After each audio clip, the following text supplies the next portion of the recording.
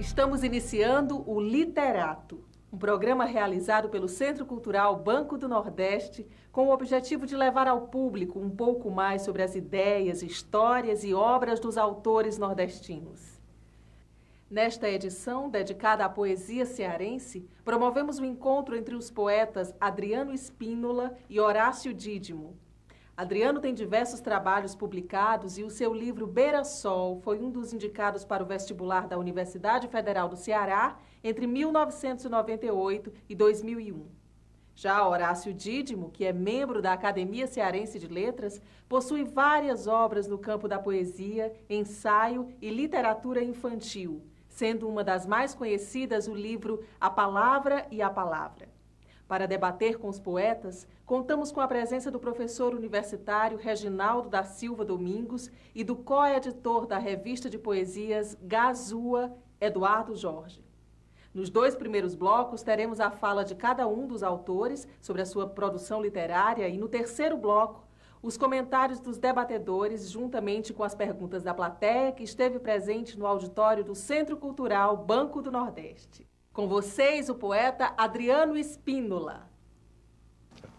Bom, meus amigos, a minha primeira obra foi o Fala Favela. Essa fala que eu quis emprestar àquelas pessoas, que naquele momento, em 1979, estavam sofrendo um processo de expulsão na favela José Baixos, aqui na Avenida José Baixos, E me lembro bem que, na época, ainda vivíamos pensando em fazer uma poesia, uma literatura participativa, uma literatura de denúncia, uma literatura que tivesse uma dimensão social. E eu me preocupei com isso, talvez por influência paterna. Meu pai, professor de Sociologia também da Universidade Estadual, e sempre ele chamou a atenção para os problemas nossos do Nordeste, do Brasil, etc. E eu vi, naquele momento, acontecendo realmente próximo de mim, na minha cidade, esse fato em que envolviam essas pessoas, que estavam sofrendo realmente um mandato até, havia um mandato judicial de expulsão dos favelados. Eles resistiram por vários meses e dias, etc.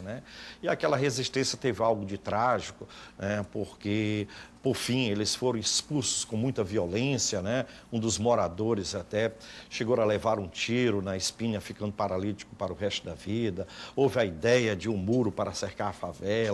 Então, houve esse drama social que me tocou naquele momento, quando eu estava começando a escrever meus poemas.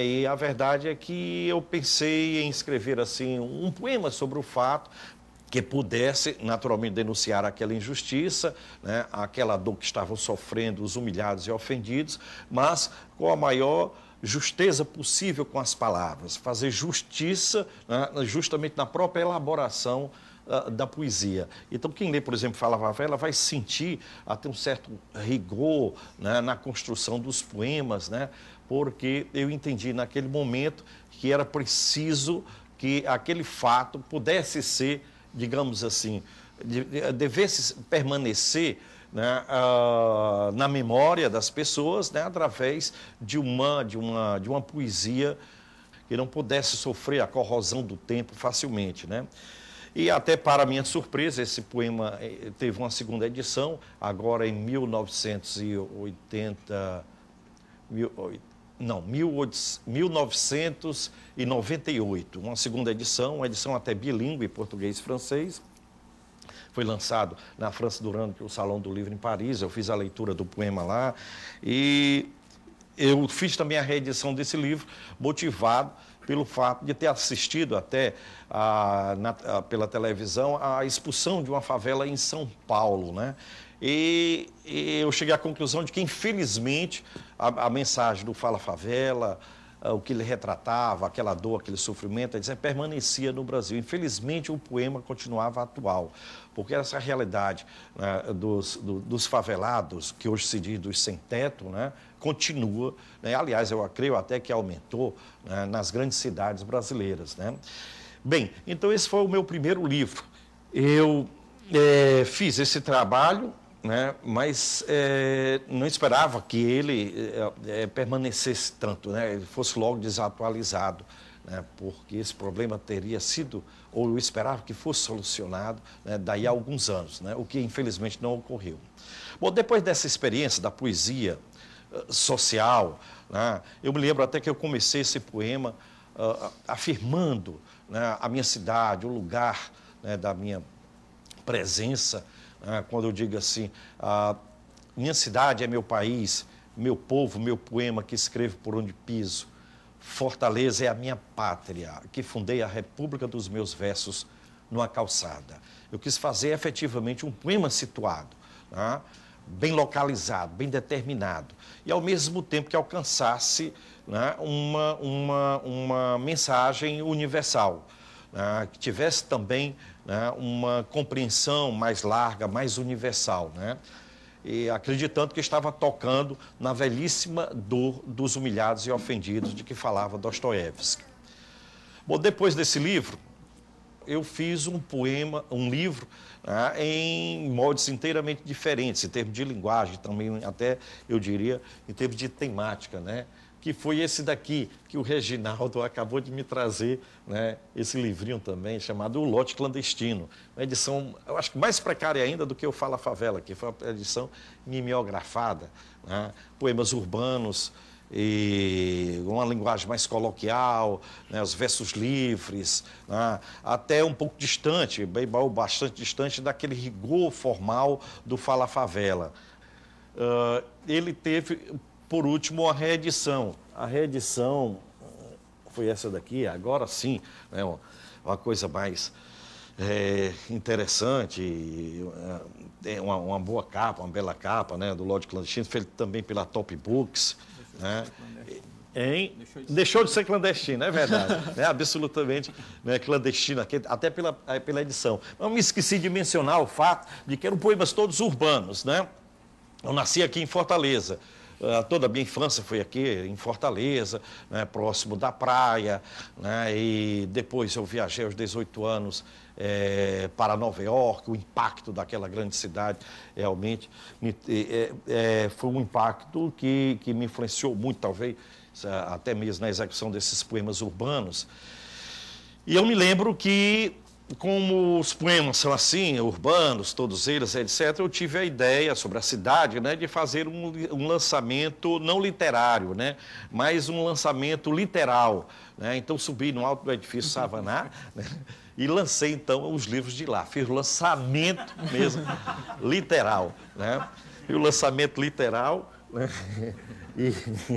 E foi engraçado o negócio, né? Joguei os poemas de lá, joguei os livros e tudo, né? Eu fiz alguma gaiatice lá em cima, botava uma perna lá, as pessoas ficaram achando que era um suicida, né? Juntou gente, né? Foi uma multidão ali, né? Depois filmaram, foi até notícia nacional e tal, né? Bom, isso... Eu tinha o quê? Uns 28, 29 anos, né?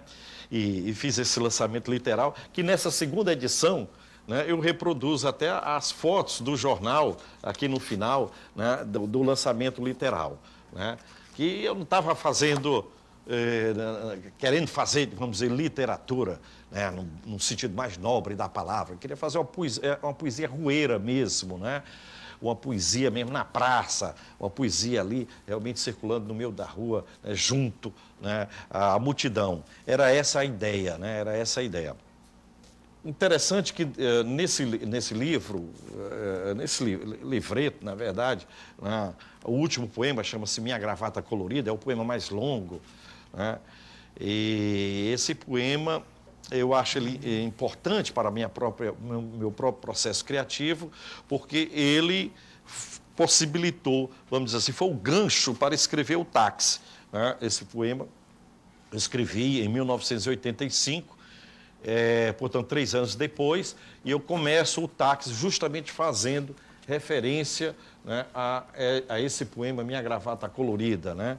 Então, só relembrando rapidamente, o poema Táxi começa assim: depois de tirar e enrolar no bolso minha gravata colorida, depois do pique atravessando ruas e portas, bebendo a luz da tarde refletida em caras que nunca mais verei, etc, etc. Então, essa referência à minha gravata colorida é exatamente a esse poema, né? Esse longo poema. Né? Bom, então, depois desses poemas urbanos, desses poemas do lote clandestino, eu me voltei, curiosamente, para a natureza e escrevi um pequeno livro de haikais. Né? Poemas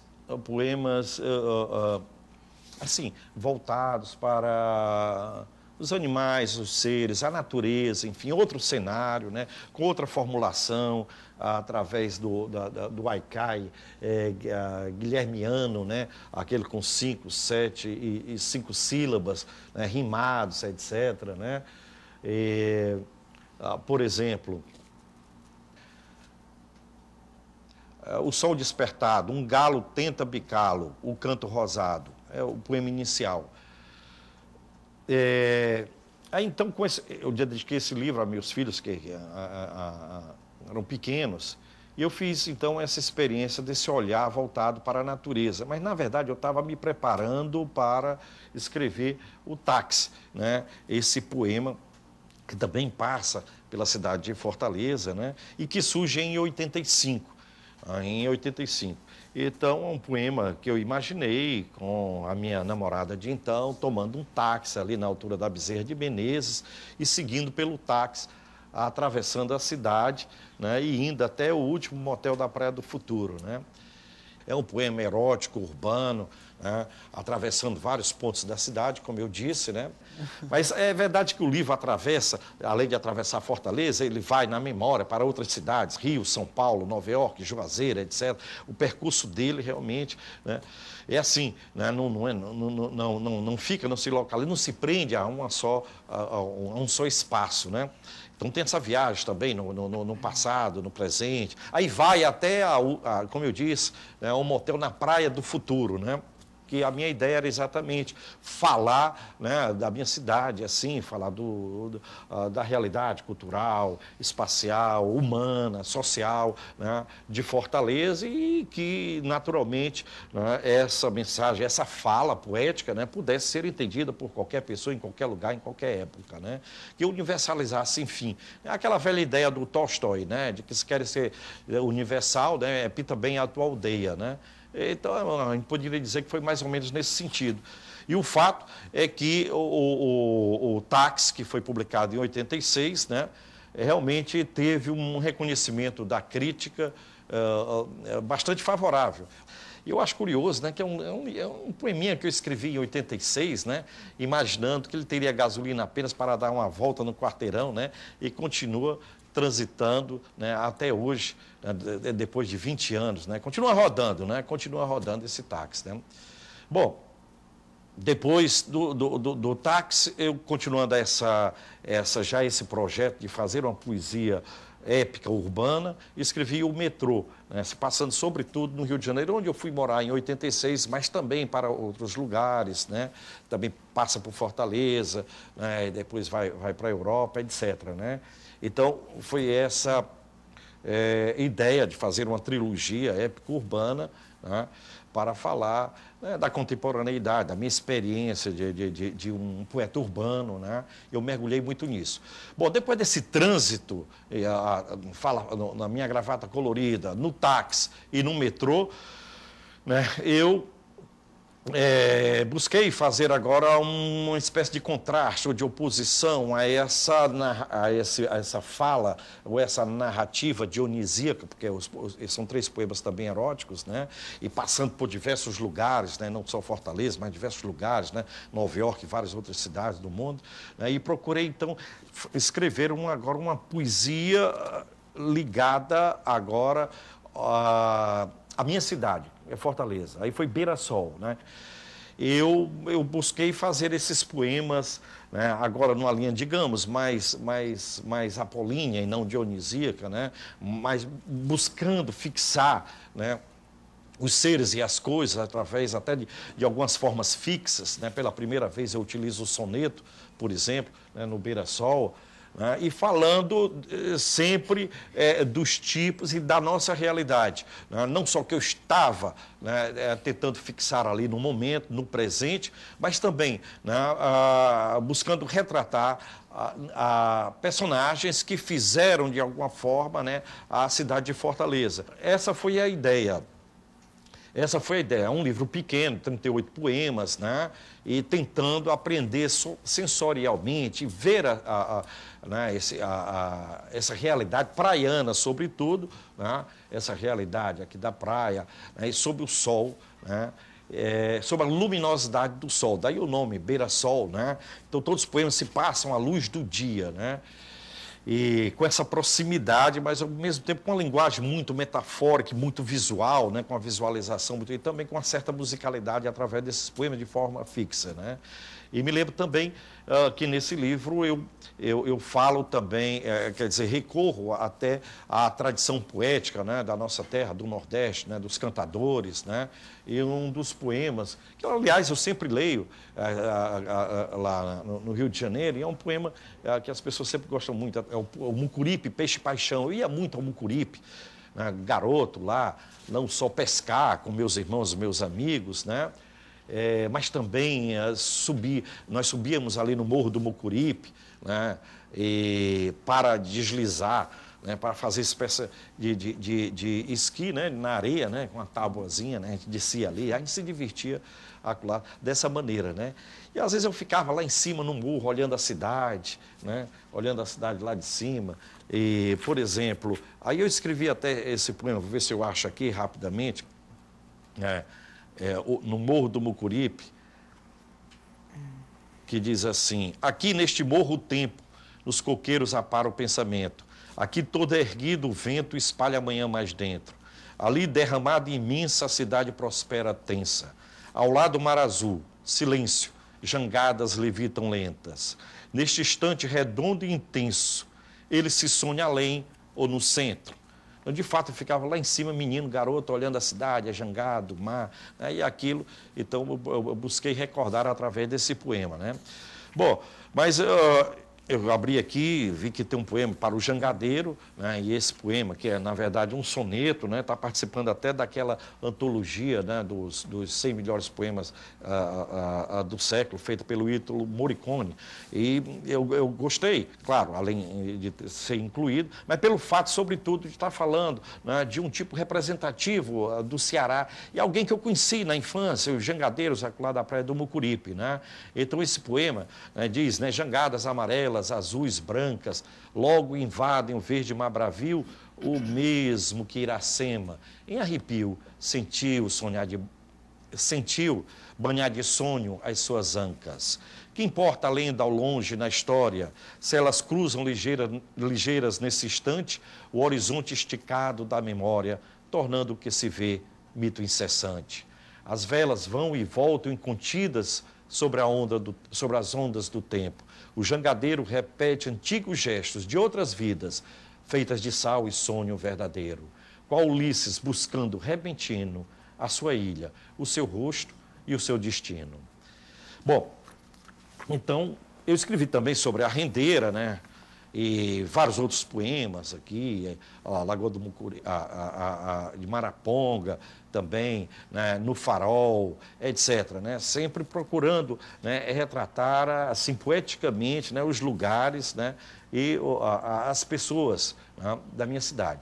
Então, foi o Beira-Sol, também outra grande alegria, foi ele ter sido incluído na lista do vestibular, né, em 1998, né, durante 3, 4 anos, né. Então, foi muito bom, porque aí dialoguei muito aqui com jovens que estavam estudando para o vestibular, falamos muito sobre o poema, sobre esse livro, né, sobre os poemas aqui, né. Então, é um livro de que eu gosto muito, né, porque é um livro muito ligado, né, não só à minha cidade, evidentemente, né, mas, sobretudo, né, à memória da minha infância. Eu devo recordar a vocês o seguinte, que como eu ia muito à praia, né, com meus irmãos, como eu disse, pescar e também tomar banho, né, e tudo, etc., né, eu me lembro que aqui tem alguns poemas que tem uma elaboração até metafórica, uma transfiguração da realidade muito grande. Eu me lembro que o sol era tão intenso que de repente tornou a minha cabeça azulada, totalmente. Eu tinha cortado o cabelo, né? E aquilo tornou minha cabeça azulada. Eu comecei a ver tudo de forma realmente absolutamente transfigurada, né? Surrealista, né? E aquilo me marcou profundamente. Eu costumo dizer, aliás, até eu tenho um pequeno poema, que o sol fez literalmente a minha cabeça, né? Que foi depois daí que eu comecei a escrever poesia, efetivamente, né? Tem um pequeno poema Árvore, que diz assim: incêndio esverdeado no meio da praça, chama vegetal, as folhas bebem de estalo a luz matinal. O sol a tudo assiste, atento, imperial. Sim, o sol, ó Pai de todo o pensamento. Bom, meus amigos, é isso aí. E agora vamos ouvir a palavra do grande poeta Horácio. Obrigado.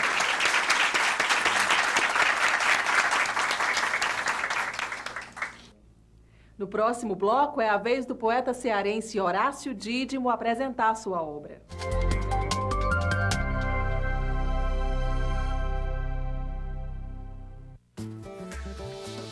Conheça agora a conterrânea Natália Moraes, de Aratuba, no Ceará. É o nosso primeiro trabalho, começar a ganhar nosso primeiro dinheiro. O governo federal está democratizando o acesso ao crédito e, através do Banco do Nordeste, vem combatendo o êxodo rural para que os jovens trabalhem em sua própria terra. Quando a juventude melhora, a cidade melhora, o estado melhora, o país melhora. Somente em 2003, 180 mil famílias tiveram acesso ao crédito do Pronaf pelo BNB. Natália e mais 30 jovens foram beneficiados na atividade de floricultura e horticultura. Hoje, ela tem sua própria empresa. Se ele não tivesse nos financiado esse dinheiro, nós não poderíamos, já com a nossa primeira produção. A gente realmente tem um sentimento de alegria. Garantir a qualidade de vida no campo é o negócio do Banco do Nordeste. Governo Federal, Brasil, um país de todos.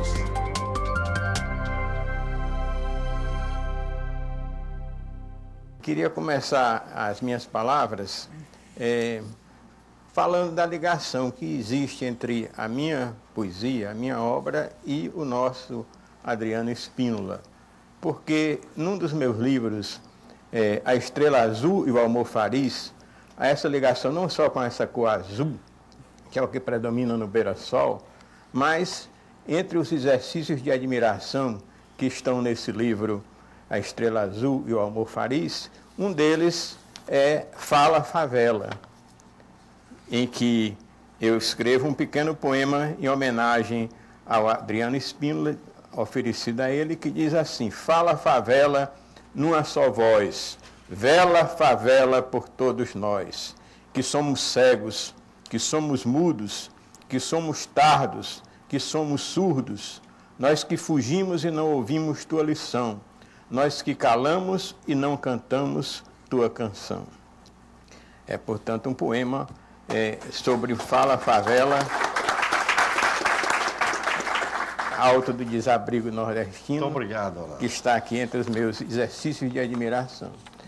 E o outro momento marcante também, de ligação aqui entre a minha poesia, a minha obra e Adriano Spínola, foi a apresentação do livro Beira-Sol, que ele me convidou para fazê-lo no Náutico Atlético Cearense. Então, justamente aí eu tive a oportunidade de apresentar com muita alegria esse poema Beira-Sol, esse livro azul, que é o Beira-Sol, em que eu digo, Derrida disse uma vez que os títulos são como candelabros que iluminam o texto. Pois bem, Beira-Sol é muito mais do que um candelabro. Toda a claridade azul do livro está presente no título. Digo claridade azul porque todo o livro é um canto de amor claro e azul à fortaleza, a fortaleza revisitada. E ao longo dessa apresentação, eu falo que Adriano Spínola, com o seu poema intitulado Pesca, que é um metapoema-chave, o poeta aparece claramente como um pescador de palavras, em que ele fala: o azul estica a linha do horizonte, e depois fala na palavra escamosa, espírito agitado das águas. E então eu digo que é o poeta pescando palavras na língua mãe, na língua mar, título de um soneto que é um dos pontos mais altos da poesia de Adriano Spínola. Então, eu gostaria de ler esse soneto do Adriano sobre a língua portuguesa, que realmente é um dos melhores poemas sobre a língua portuguesa que eu conheço. A língua em que eu navego, marinheiro, na proa das vogais e consoantes, é a que me chega em ondas incessantes à praia desse poema aventureiro. É a língua portuguesa, a que primeiro transpôs o abismo e as dores verdejantes no mistério das águas mais distantes e que agora me banha por inteiro. Língua de sol, espuma e maresia, que a nau dos sonhadores navegantes atravessa o caminho dos instantes, cruzando o bojador de cada dia. Ó língua mar, viajando em todos nós, no teu sal, cingra errante a minha voz.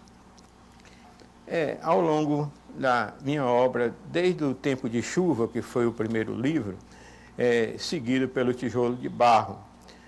Nesses poemas, eu senti, depois de um determinado tempo, que esses poemas, talvez eu não os escrevesse do mesmo jeito. Havia um pessimismo, uma ironia que às vezes chegava ao sarcasmo. Eu achei que eu poderia fazer uma releitura desses poemas e confrontar esses meus poemas com poemas com uma poesia mais alta, que eu chamo a poesia do Espírito Santo. A poesia do Espírito Santo é a palavra de Deus, a palavra bíblica. A minha poesia seria uma poesia minúscula, a palavra minúscula do poeta, a palavra com letra minúscula. E a palavra de Deus seria uma palavra com letra maiúscula. Então, eu poderia confrontar esses dois textos e, através desse confronto, as minhas palavras podiam ser ocasionalmente confirmadas, mas muitas vezes seriam transformadas, seriam transtornadas à luz da palavra de Deus. Então, esse livro, A Palavra e a Palavra, tem esse sentido. Há nesse livro, que é uma espécie de uma trilogia, poemas do Tempo de Chuva, poemas do Tijolo de Barro e poemas que ainda estavam inéditos, de uma série de poemas intitulado Passarinho Carrancudo, de onde saiu depois um livro infantil com esse nome.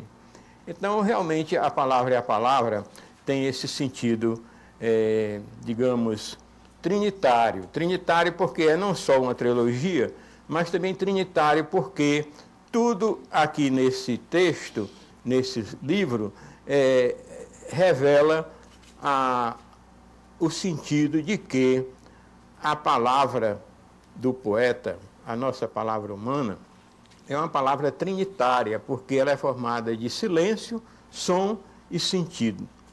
O silêncio representa o silêncio criador do Pai, a palavra representa a palavra redentora do Filho e o sentido santificador do Espírito Santo. Então, há um sentido cristão ligado aqui à palavra trinitária. É o silêncio que forma o som e dessa tensão entre o silêncio e o som se forma o sentido.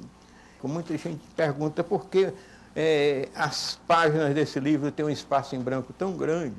Justamente porque esse espaço em branco representa esse silêncio criador. O espaço em preto ocupado pelos poemas representa, portanto, o som como corporificação da palavra redentora. E desse jogo, dessa tensão, dessa interação entre o som e o silêncio, se forma o sentido. O sentido que representa aí é o sentido santificador do Espírito Santo. Então, em todas as páginas desse livro, nós temos o silêncio, o som e o sentido representados. E nós temos também uma tensão formada pelo título, pelo corpo do poema e pela epígrafe. Um texto é algo que é cercado de paratexto por todos os lados. O Cassiano Ricardo já tinha dito que a poesia é uma ilha cercada de palavras por todos os lados. Pois bem, um livro é um texto cercado de paratextos por todos os lados. Os paratextos são justamente aquelas palavras, aqueles pequenos textos que estão no revestimento do livro, na capa, na contracapa, na lombada, nas orelhas, e que orientam o leitor no sentido de perceber o livro, de iluminar o livro. O principal para texto é, naturalmente, o título. O título já revela muita coisa. O título, se você for examinar, muitas vezes ele traz os protagonistas do livro. A casa da Natécia Campos, a casa já é a protagonista, como a Inocência do Visconde de Toné, como a Dona Guidinha do Poço. Mas você olhando para a palavra e a palavra, será que há um protagonista presente aqui no título desse livro? Há realmente uma antanáclase presente aqui no título do livro, porque se você usa uma palavra em mais de um sentido ao mesmo tempo, você está usando esse processo, esse recurso expressivo que se chama antanáclase. Então, se você usa a palavra no sentido e a mesma palavra empregada ao lado, no outro sentido, já há aí o recurso da antanáclase. Mas, mais importante do que isso, é você verificar que a palavra com letra maiúscula, ela pode ser protagonista do livro, porque essa palavra com letra maiúscula é justamente a palavra encarnada do Pai. Essa palavra com letra maiúscula é esse logos dos gregos, é esse dabar dos hebraicos, dos hebreus, e é justamente também o verbo latino. Então, essa palavra com letra maiúscula é o próprio Filho de Deus encarnado, que está na Bíblia, que a Bíblia é não só um monumento literário, um grande monumento literário, mas quando você abre a Bíblia com os olhos da fé, ela, mais do que um monumento literário, ela se torna, no sentido cristão, a própria palavra de Deus. Então, há um sentido trinitário também ao longo de cada página do livro, porque os poemas são constituídos pelo título e pelo corpo do poema. Há uma interação, uma tensão, digamos, uma intersemia entre o título e o corpo do poema.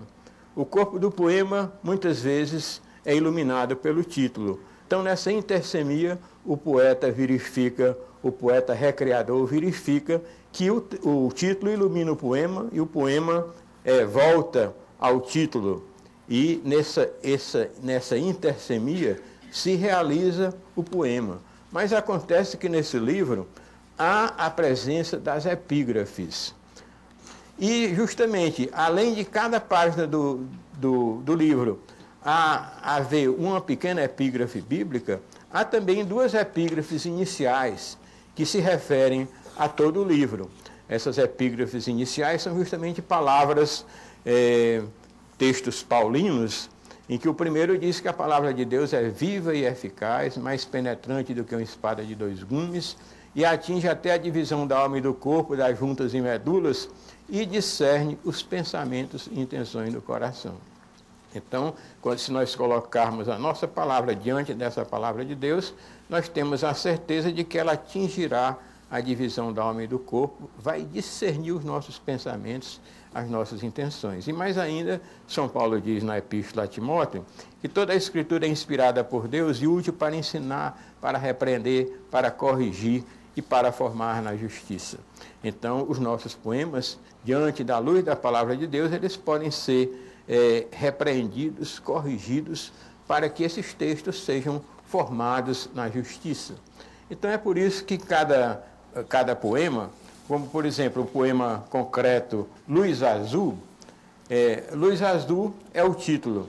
O poema é justamente uma espécie de um pictopoema ou de um pictograma em que a luz azul, a palavra luz azul pode ser lida em todas as direções, para frente para trás, da esquerda para a direita, da direita para a esquerda, representa a difusão da luz em todas as direções.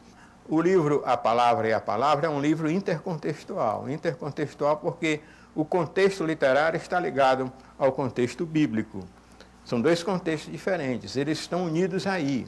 Essa intercontextualidade é algo que a gente vê toda hora na música popular. A música popular é intercontextual, porque a letra e a música, a história em quadrinhos é intercontextual. Pois bem, esse livro é intercontextual, por causa do contexto bíblico ligado ao contexto literário.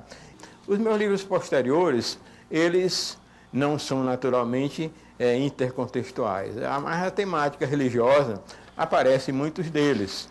Por exemplo, na Estrela Azul e o Almofariz, há um sentido, esse sentido de estrela azul.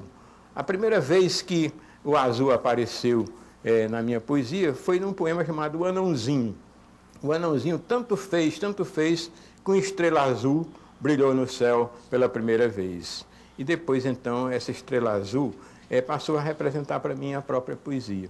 Há nesse livro, A Estrela Azul e o Almofariz, exercícios de admiração, que são justamente esses que foram representados pelo poema que eu li.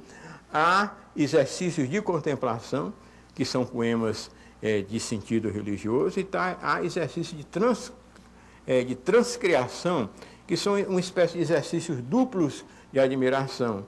São textos ou metapoemas escritos sobre outros textos que já homenageavam poetas e escritores. Então, justamente, o livro A Estrela Azul e o Almofariz tem esse aspecto. A estrela azul da poesia está presente nele em todas as direções, em todos os momentos. Há também, na minha obra poética e literária, uma ligação muito grande com a literatura infantil. O sentido da simplicidade da literatura infantil é procurado em todos, desde o início, em todos os meus livros. Então, há livros infantis como O Passarinho Carrancudo, poemas, As Reinações do Rei, Historinhas do Mestre Jabuti, As Reinações do Rei, antologia de poeminhas reais, as historinhas cascudas, contadas ou recontadas em homenagem a Luiz da Câmara Cascudo, e O Passarinho Carrancudo, que saiu numa nova edição. Essas edições são ilustradas por Daniel Dias, lá das edições de Demócrito Rocha. E encerrando as minhas palavras, para que a gente possa, então, entrar no debate, responder as perguntas formuladas, eu queria oferecer aqui Um Passarinho Carrancudo para o meu amigo Adriano Espíndola, as historinhas cascudas aqui para o Reginaldo e as Reinações do Rei aqui para o Eduardo Jorge. Né?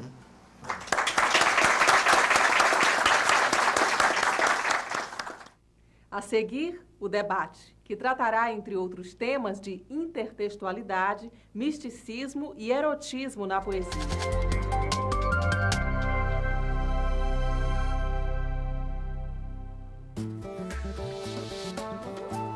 Em Salvador, na Bahia, mais um exemplo de como o BNB vem atuando para promover o turismo no Nordeste. O Banco do Nordeste entrou no momento que precisava ampliar o empreendimento. Com financiamento do BNB, o hotel foi ampliado com um auditório para 450 pessoas, um bar-boate de praia e 110 apartamentos mobiliados.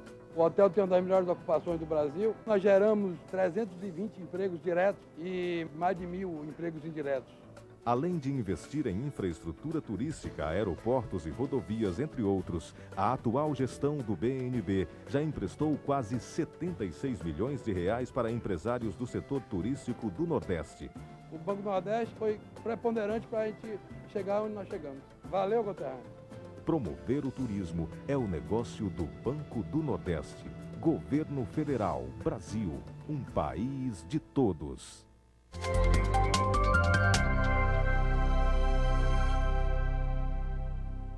Depois dessas duas aulas, né, sobre o fazer poético, né, a gente vai agora pegar as perguntas que o público fez aqui para os autores e vamos, como são muitas, vamos comentar as principais, ver as questões que a gente pode tirar daqui para a gente poder conversar com os autores, né. Vamos dizer, o viés político não é a tônica primordial da poesia do Horácio Dídio, mas a gente tem que perceber e admitir essa ética humanística, né? Que no final das contas dá o sentido a todo o fazer poético, vamos dizer assim, de todo e qualquer poeta, e que nele é colocado de uma maneira muito competente, né? Quando ele diz, no poema O Homem na Cadeira de Balanço.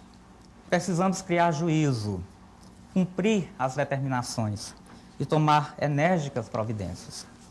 Precisamos coibir os abusos, respeitar os sinais do tempo e outras normas regulamentares. Precisamos ficar calados diante de certas coisas, porque assim é melhor. Precisamos evitar as mãos magras das visitas, os olhos noturnos dos gatos e o apelo da verdade. E como epígrafe, uma citação de Lucas. Vê bem se a luz que há em ti não é treva, né? Não é treva. Quer dizer, se nós não estamos iludidos com o estado de coisas, com esse conformismo reinante, e eu acho que isso foi muito bem posto. Mas, sem querer me alongar muito, há também outro poema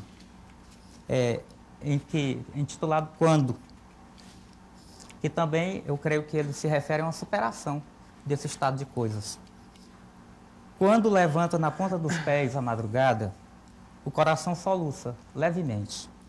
Tardes virão, outras tardes mais copadas, em que as sombras sorrirão tranquilamente. Tudo será macio e leve, e leve, e leve, e a alegria, então, será imensa. E uma citação de Romanos, o justo viverá da fé. Quer dizer, uma superação utópica de um tempo negro, ou de um tempo em que a verdade poética não se realizou como possibilidade de redenção do homem.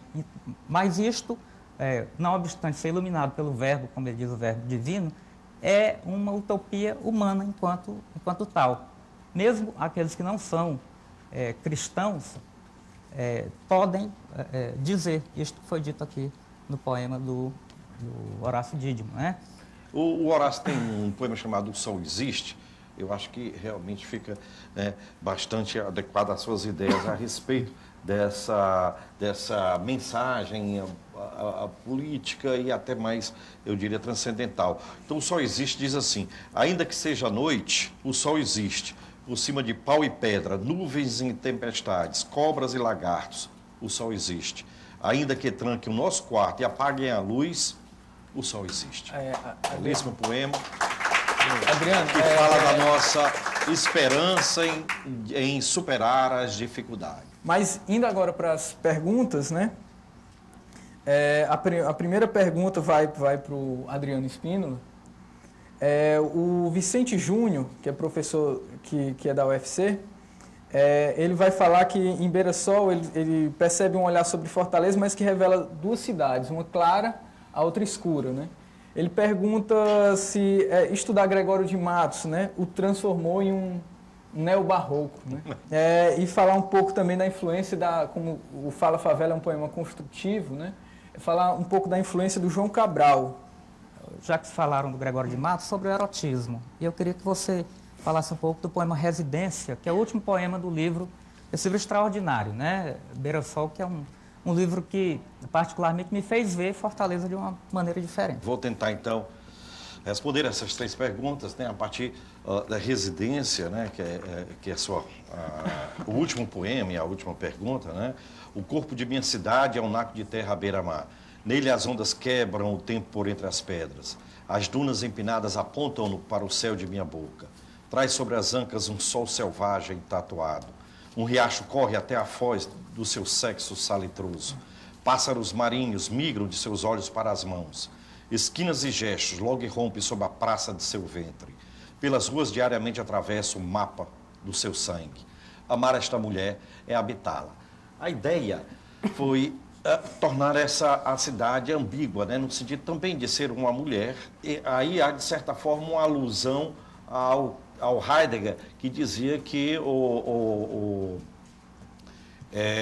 a palavra é a casa do ser, né, e que os poetas são guardiões dessa morada, né? E aqui há, de certa forma, essa ideia, mas também a ideia é de que quando você ama uma pessoa, né, você, de certa forma, né, transfere, faz uma mudança, né, de residência, né, para aquela pessoa, leva todos os seus trecos, né, amorosos, afetivos, etc., se instala ali, né, no coração daquela pessoa, né, no corpo daquela pessoa, né, e depois, às vezes, acontece de ser despejado, né, porque às vezes é trágico, né, mas o fato é que essa ideia, né, né, de habitar o outro, né, como se fosse uma cidade, e habitar a cidade como se fosse uma mulher. Né? É nessa ambiguidade que o poema trafega. Né?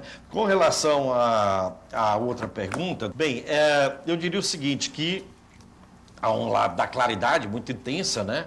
Sempre realmente me fascinou essa luminosidade, a solaridade intensa de Fortaleza. E o lado escuro seria exatamente o lado da miséria social de Fortaleza. Né? Você é um poeta neobarroco, Adriano? Ah, neobarroco?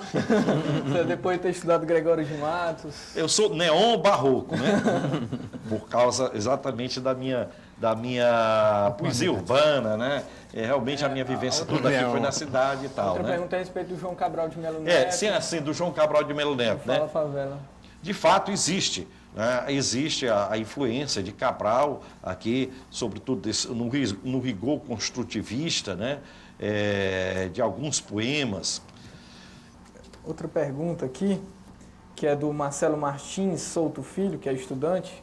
Ele, em linhas gerais, aqui nas questões que ele coloca, ele pergunta quais são as dificuldades de um poeta publicar o primeiro livro, o que é que ele deve fazer, que caminhos vocês indicam para ele seguir, né, para os poetas que estão querendo publicar seus primeiros livros. Eu estou me lembrando agora, meu primeiro, não foi livro, né? Mas minha primeira publicação foi em folha de cordel, olha. Então fui lá a Juazeiro e publiquei esse livrinho chamado A Cidade. Né? Já estava aqui anunciando a grande temática da minha poesia, né? A temática urbana, né? E agora eu coloquei, eu não ia colocar Adriano Espínito, isso tem nome de autor de folha de cordel, né? Pedro Gaia, né, foi o nome que eu peguei de uma notícia de jornal, dizendo que era um criminoso, um matador famoso, né, que foi preso naquela ocasião, e o nome dele era Pedro Gaia. Eu achei uma beleza aquele nome, apesar de ser um bandido e tudo, né? Então eu comecei com esse folhetozinho de cordel, né? Esse folhetozinho de cordel. Os poemas não são assim de cordel, né? São poemas urbanos, na cidade, falando de Fortaleza, né, etc. Né? Então, foi difícil, realmente, né, começar aqui. Né? Então, foi do terceiro ou quarto livro publicado aqui que eu consegui essa edição na Global. Então, é difícil realmente o começo. Horácio. Sim, eu também tive a experiência de Juazeiro, né? Mas do modo seguinte, eu tinha umas historinhas que eu chamava de historinha do mestre Jabuti, que está até com esse livro na mão, e a primeira edição que saiu dessas historinhas do mestre Jabuti saiu em Juazeiro também, viu? Tem um poema que diz, que foi um daqueles poemas que o Adriano salientou, as coisas não acontecem como a gente quer. Nem mesmo como a gente não quer. As coisas nunca pedem a nossa opinião. Vamos lá, tem mais perguntas aqui, né? Mais perguntas para o Horácio Dídimo. A Mariana Solon, que ela pergunta se a palavra pode ser considerado um livro católico. Esse livro pode ser lido como um livro cristão, mas é principalmente, realmente, um livro católico. Mas não é um livro, digamos, de proselitismo, não é um livro que é um testemunho. E eu me lembro do Mário Quintana. O Mário Quintana tem um poema que ele diz mais ou menos assim: se eu fosse padre, eu não ia fazer sermões sobre o céu e sobre o inferno. Se eu fosse padre, eu ia ler belos poemas. Porque um belo poema, mesmo que o poeta se considere ateu, um belo poema nos aproxima de Deus. Então é esse o sentido. O Reginaldo começou a falar um pouco sobre a questão da intertextualidade que existia na obra do Adriano, né? A Irenise Oliveira, professora da UES, ela está pedindo para você complementar um pouco essa argumentação e que o Adriano também em seguida falasse um pouco sobre essa intertextualidade. Por intertextualidade, a gente entende a relação de um texto com outros textos que estão fora dele. Né? Então ele cita aqui, inclusive, o poeta Horácio Dídimo, né, no poema Noturno, Baceria de Ouro, ele cita o poema Os Fantasmas, do Horácio Dídimo. E me impressionou muito essa capacidade de tomar para si a voz do outro, mas de uma maneira muito consciente, muito consequente, e que transfigura esta palavra, dando-lhe novos significados, atentando para o que é constitutivo na poesia moderna e mesmo na vida de qualquer um de nós, que é o diálogo como central para a linguagem. Quer dizer, a linguagem existe sempre como um diálogo e não como um monólogo. Nós, depois de sairmos daqui, teremos muitas referências intertextuais, né? A gente pode dizer o que Adriano e o que o professor Horácio disseram, e nós nos apropriamos, né? Como o poeta se apropria criativamente, ele faz com que sobre a sua obra se lancem muitas luzes e que ela seja sempre uma transcriação, uma recriação, não é? Como falaram os dois poetas. Então, isso me impressionou muito por mostrar essa consciência muito forte de que nós temos referências múltiplas e que nós, subjetivamente, com o alcance da nossa inteligência, da nossa sensibilidade, podemos transformar. De fato, a poesia é um exercício constante, dialógico, né? É quase que impossível se pensar em fazer a arte literária hoje, né? Se esse grande diálogo com o passado, com esse grande diálogo com a tradição, né? E estão sempre presentes os poetas do passado. Eu acho bom que isso aconteça, que ocorra. E talvez uma das características, né, da literatura e da arte, chamada agora pós-moderna, né, um termo muito polêmico, né, mas o fato é que o passado ele não é mais visto de forma excludente, né, ninguém pretende mais, de repente, passar uma borracha no passado, né, excluir, promover uma ruptura violenta, né, com o passado, mas incorporar também o passado e estabelecer esse diálogo, né. É um diálogo, portanto, um exercício de inclusão e não de exclusão, né, do passado, cada vez mais. Eu acredito que o poeta e o escritor, de um modo geral, quanto mais ele conhece o passado, a grande tradição, e é capaz de trazer essas vozes para o presente, mais interessante, sim, né, se torna o seu texto, né?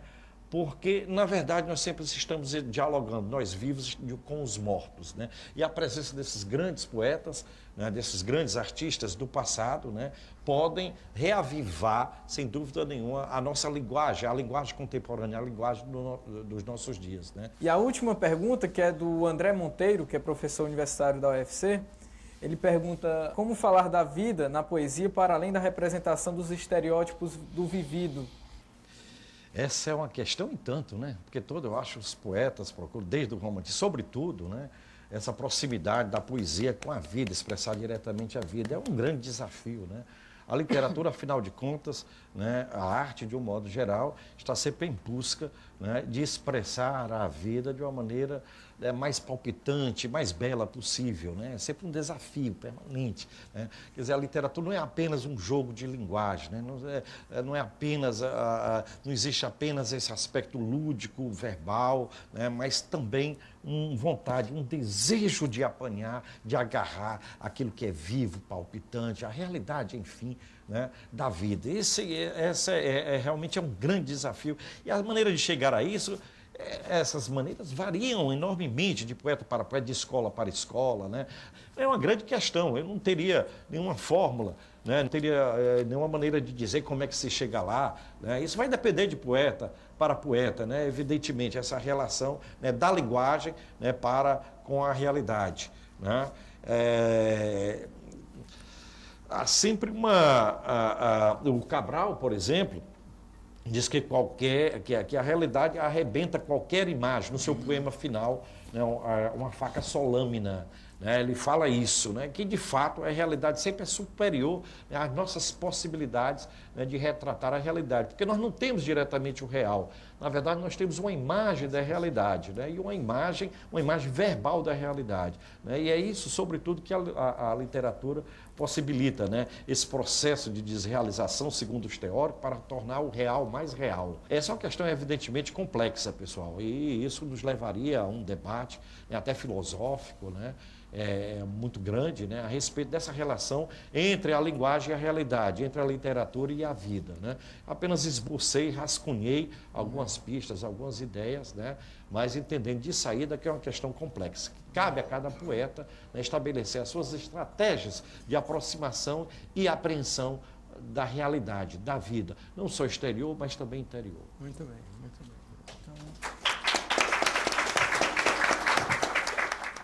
Chegamos ao final dessa edição do programa Literato.